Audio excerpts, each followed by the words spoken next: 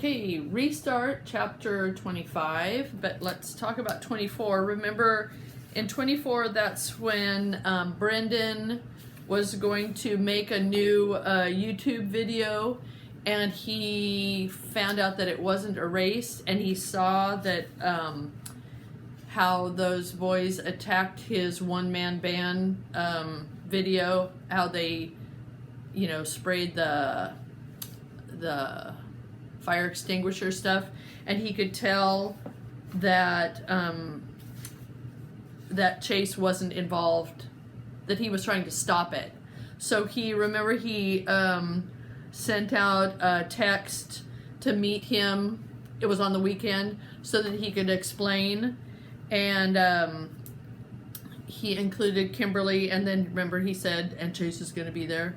So now I think that's what's going to happen. Okay, this is from Chase's point of view. There's something important you have to see. I think that was the that was in his text. I stare at Brendan's text on my phone. What's this big deal he needs to show me? Probably nothing. Chances are he really is just trying to rope me into helping with a new YouTube video, although he says that it's not. I don't care. The fact that he texted me at all is something I haven't heard a peep from. No, I don't care. The fact that he texted me at all is something. I haven't heard a peep from any of the video club kids since the day of the music room. Who can blame them? They all heard how I lied about the electrical fire, and they don't even know about the really bad thing I did. To be honest, I'd give anything to be part of one of Brendan's goofball videos again. They're always hilarious, and I could use a good laugh right about now. I can't remember the last time I laughed. Nothing has been funny lately, and the most unfunny part is what I just found out about myself. Yeah, Aaron and Bear are jerks. My dad's pushy, and the video club has turned on me. But I'm worse than all of them. I'm a criminal, and the fact that I don't remember it doesn't change what I did. Remember, he remembers that he took the Medal of Honor. How could I do such a thing?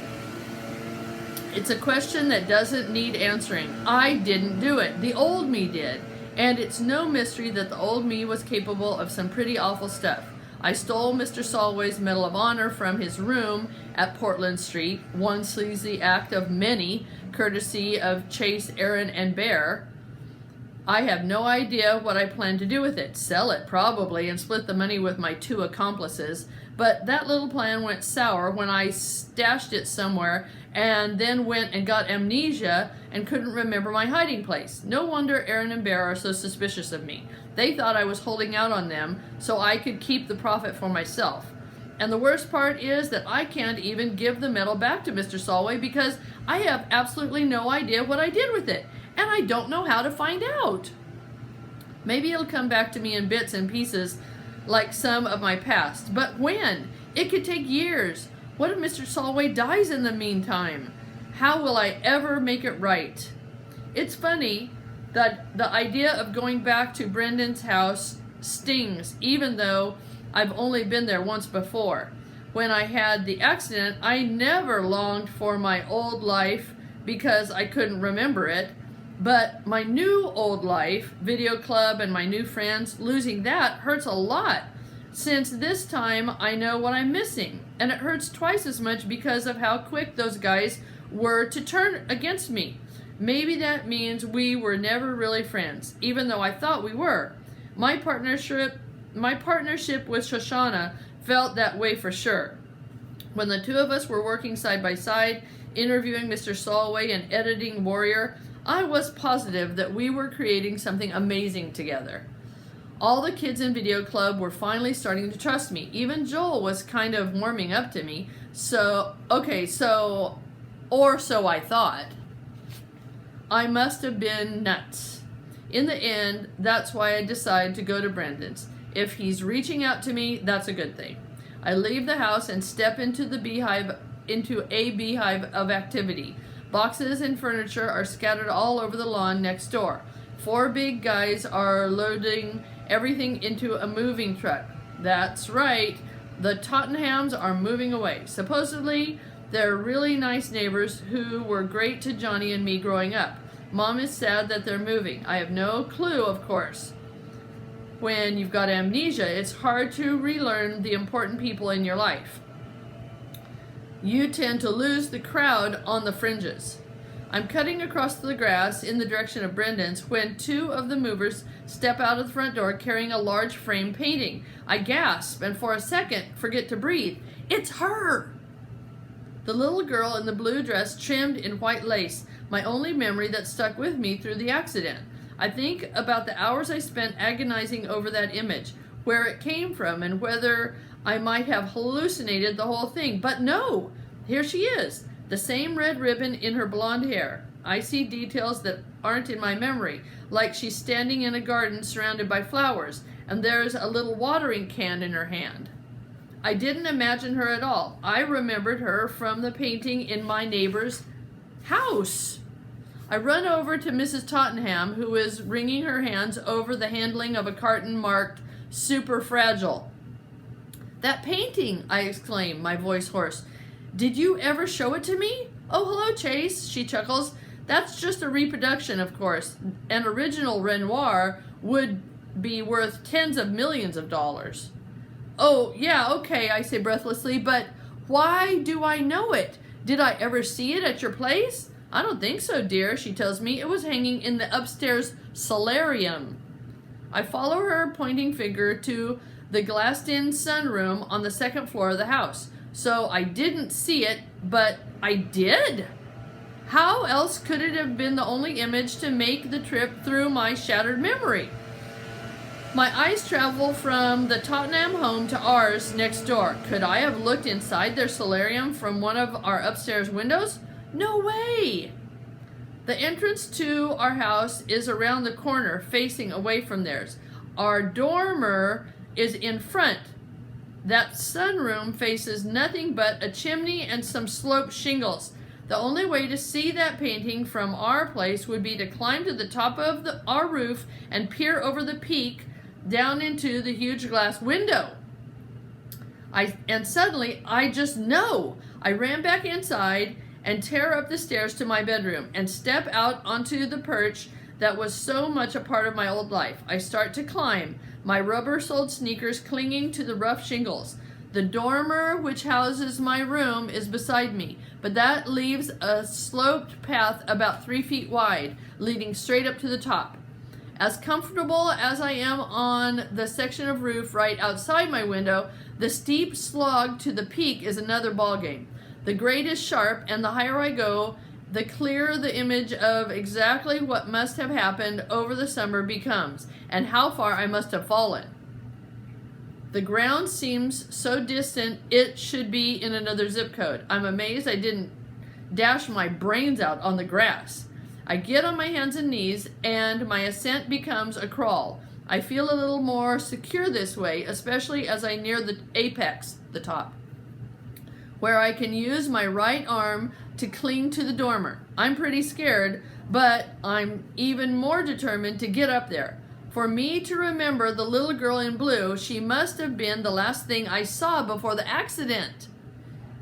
That makes sense, since the roof is the only place I could have seen her from. I can't explain it, but I'm positive the key to what happened to me lies a few feet ahead.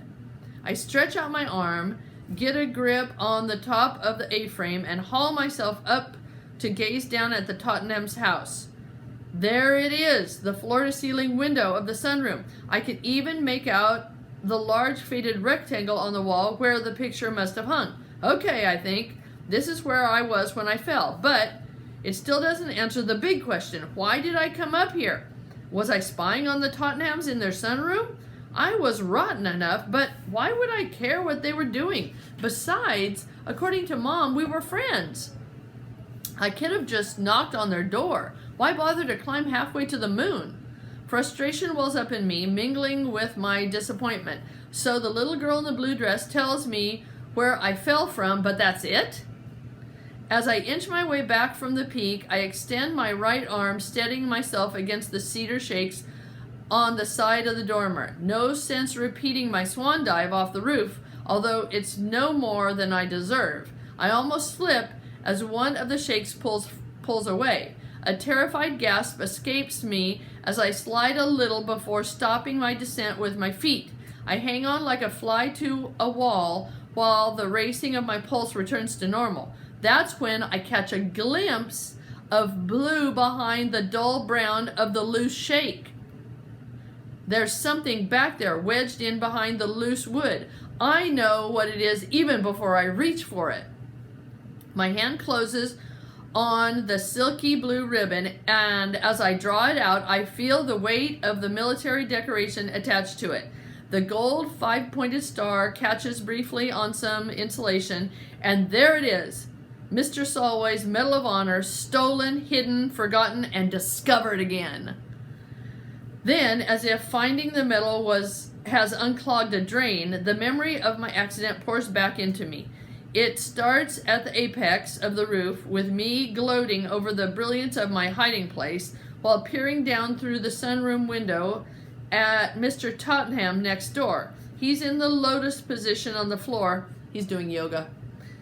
Performing awkward yoga in front of the painting of the girl in blue.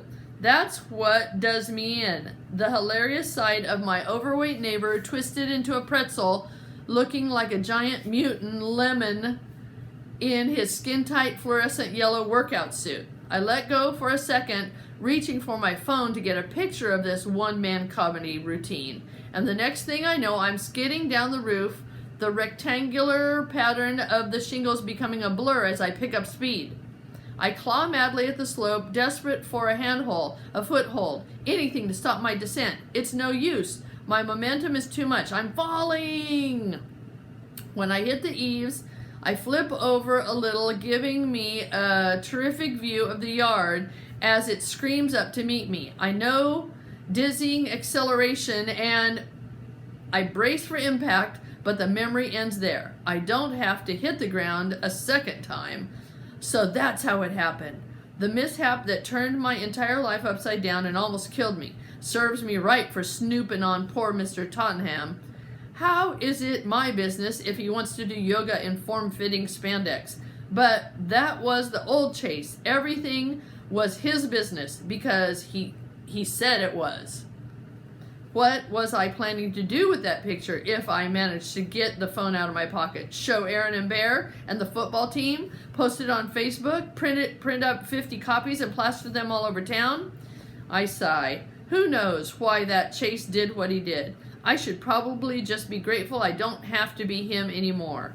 The medal clutched tightly in my palm. I climbed down gingerly, careful to keep both hands and feet on the roof at all times. My mind is whirling. Brendan's house will just have to wait. Nothing there can be as important as returning this to its rightful owner. I have to see Mr. Solway. Near the eaves, I slide on my butt to my window and throw a leg over the sill. Chase? Uh-oh, Mom. You promised you wouldn't go out on the roof ever again. Do I have to nail your window shut?